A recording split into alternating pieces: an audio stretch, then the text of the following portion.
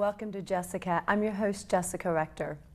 Now, stereotypes and judgments are prevalent in life. We have them all the time, but today we're going to knock the stereotypes and judgments about teenage pregnancy. Please welcome my guest, Maria DeJosia. Thank you for coming, Maria. You're welcome. First, before we get started with your story and everything, we're going to talk with Maria about how it affected her life becoming a teenage mom back then when she was a teenager and how it is still changing her life to this day. So Maria, tell us a little bit about getting pregnant when you're a teenager and the situation. Well, I was 16 when I got pregnant, and I was in my junior year of high school, and I had my son at the end of my junior year, like in June, so it was the very end of the year. Right. And I still had a year of high school to go, so it was very, very chaotic sort of time, and it was my boyfriend at the time, and I pretty much just, made this decision to have him and dug in and, managed to finish high school, managed to go on and go to college, but of course it was hard along the way. Did you do it all by yourself? I had help from my parents, yeah. His father wasn't as helpful as he could have been, but right. my parents were good. I mean, they didn't take over. They weren't one of those parents who I got pregnant and they raised him for me. It was just more of a situation where they helped in necessity situations. Right. So when you did get pregnant at 16, was it very common back then, whenever in school, like other teens? There were other girls who were pregnant, and it did seem to be a really high rate at the time that I got pregnant, and obviously not everybody had children who got pregnant, but I chose to have a child. I didn't really see any other decision for me. Right. And I look back and I know it was the right decision, and I know that it was what I needed to do. So there's times now where I run into people who I think, you didn't necessarily have a child, but you may have gotten pregnant. Or I have a lot of friends who will confess to me, oh, I had an abortion back then. So it did seem to be fairly common. And that's what's amazing, is that I think people are talking about it more now than they did years ago. Your son is 13 now, right? And back then, 13 years ago, I don't think it was very common. I know when I was in high school, they actually, when a girl got pregnant, they sent her away to another school. It wasn't, you didn't ever know that somebody in my school was actually pregnant. And but now it's very common to see that in society, teenagers who go to school, who finish school. So was it ever an option for you to finish the last year like at home so you could take care of your kid as opposed to going to school, high school? I didn't go to high school. I did finish at home. They did suggest to me that I could go, like you're saying, to another sort of high school, right, where they provided on-site childcare, but it was honestly it wasn't a good high school. It was just not the greatest environment for my son. The other high school? The high school that I would have gone to, where they would have provided childcare on site. Right. And my other option would have been to pay a babysitter or a childcare center, which at the time the rates I was finding was like, for a younger baby, like $130 a week. So, but still, if you're in high school, how do you have $130 a week? Exactly, and I was still living with my mom. So I had done home studies in the summer that he was born as a form of summer school, but without me attending class, and I just continued that way. I just found a way to, since I only had a year left, to fulfill my requirements and just do it at home and be able to be home. So at least, I probably was lucky in that way, because there probably are some teenage pregnancies where the mother has to just go straight to work and she doesn't get to finish high school, or maybe in other states there might not be a home study option. I don't know, but I know that that's what was offered to me.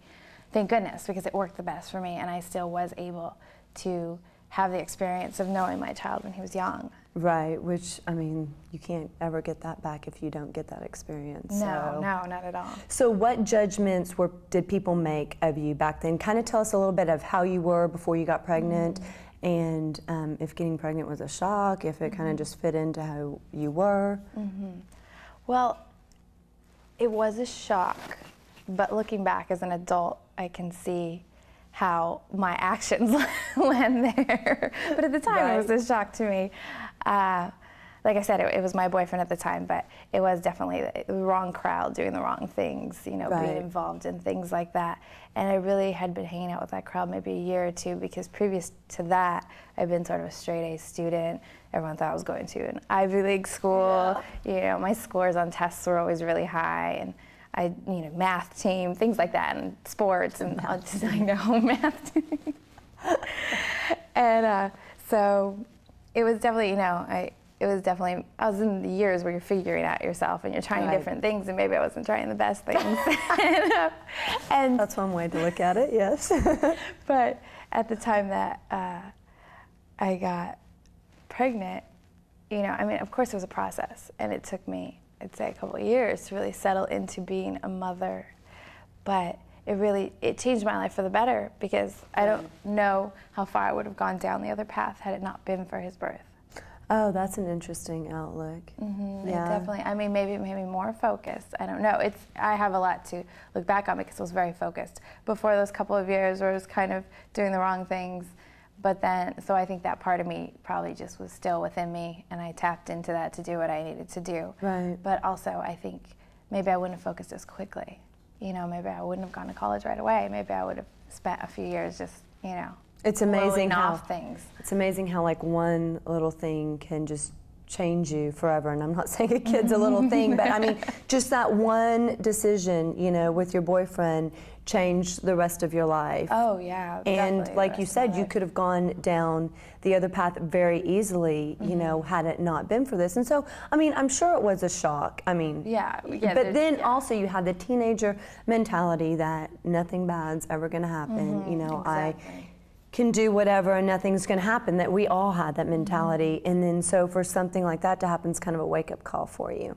Oh, definitely. So after you had the baby, did you stay at home with the baby? Did you work? Did you go to school after high school? After high school, I went to college right away. I entered the same semester, fall of 92, that I should have.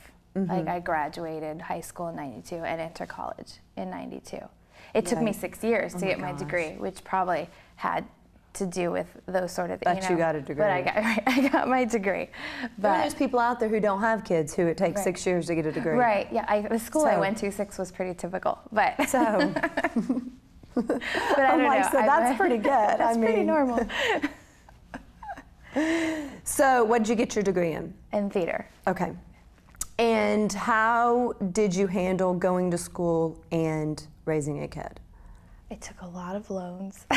I am in debt to the federal government, being one of the main ways. I mean, the fact that I could take grants and loans and all those things, in that way, having a child helped, because when you go to apply for financial aid in the beginning, if you're under 24, you're considered dependent on your parents' income, and they take your parents' income into account. But if you have, like, there's 5 qualifiers. One's like, were you in the armed services, or are you married? Things that would make you be considered independent. And because one of them is, do you have a dependent other than yourself? So since I was always able to say yes, they never took my parents' income into account in funding me. So it was always, they looked at me and said, oh, unemployed, and funded me the full amount. But that was a blessing, because had I had to work a full-time job and just scrape by and raise a child, maybe I wouldn't have been able to get through school. I mean, that fact that those loans and grants existed was, and that system of qualifying me as independent existed, was a huge help. Well, I think also that it's important to say that you did finish college and you raised a child. And I think raising a child in itself at those young ages is difficult enough. But you know, having or going to school at that time is difficult enough. But to actually do both of those together, so how did you? Tell me how you balance the two.